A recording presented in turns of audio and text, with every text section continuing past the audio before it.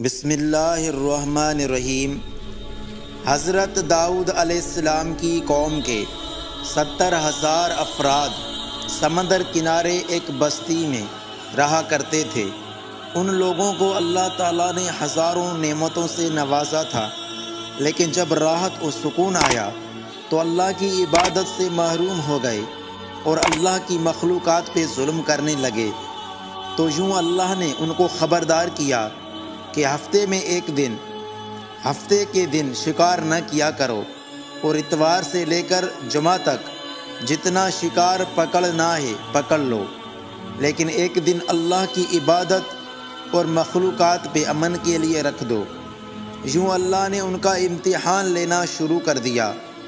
وہ اتوار سے لے کر جمعے تک سمندر میں مچھلیاں پکڑنے لگتے تو مچھلیاں زیادہ مقدار میں ہاتھ نہ آتیں، اور ہفتے کے دن سمندر کو دیکھتے تو ان کو بڑی بڑی مچھلیاں نظر آنے لگتیں۔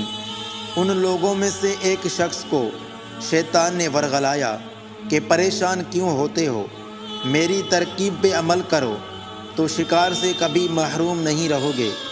شیطان کے کہنے پر اس شخص نے ہفتے کے دن کانٹا لگا کے ڈوری کو سمندر میں ڈال دیا تاکہ مچھلی پھنسے، اور شیطان نے کہا اس مچھلی کو تم اتوار کے دن نکالنا، اور یوں ہفتے کی حرمت باقی رہے گی اور تمہارا شکار بھی ہو جائے گا۔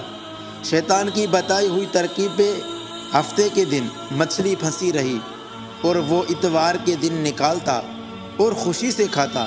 جب آس پاس کے لوگوں نے پوچھا تو ان کو بھی یہ ترکیب بتانے لگا۔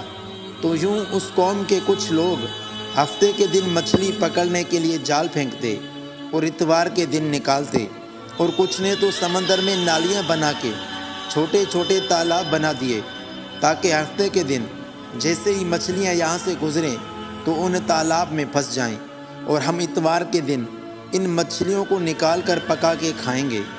اس گاؤں میں کچھ اللہ کے خاص بندے بھی موجود تھے جو کہنے لگے، اے لوگو، اللہ نے ہفتے کے دن شکار کرنے سے منع فرمایا ہے۔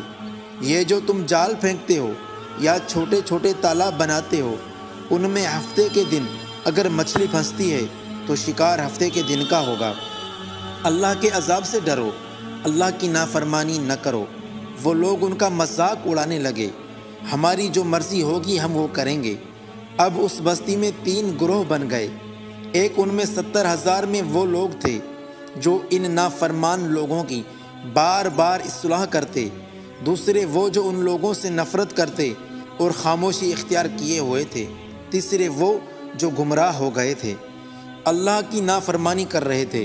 تو یوں نیک بندوں نے اس بستی کے بیچ میں سے دیوار کو کھڑا کر دیا اور یہ حکم نافذ کیا کہ اللہ کی نافرمانی کرنے والے اس طرف ہو جائیں، اور جو ہم اللہ کے فرما بردار ہیں اس طرف رہیں گے۔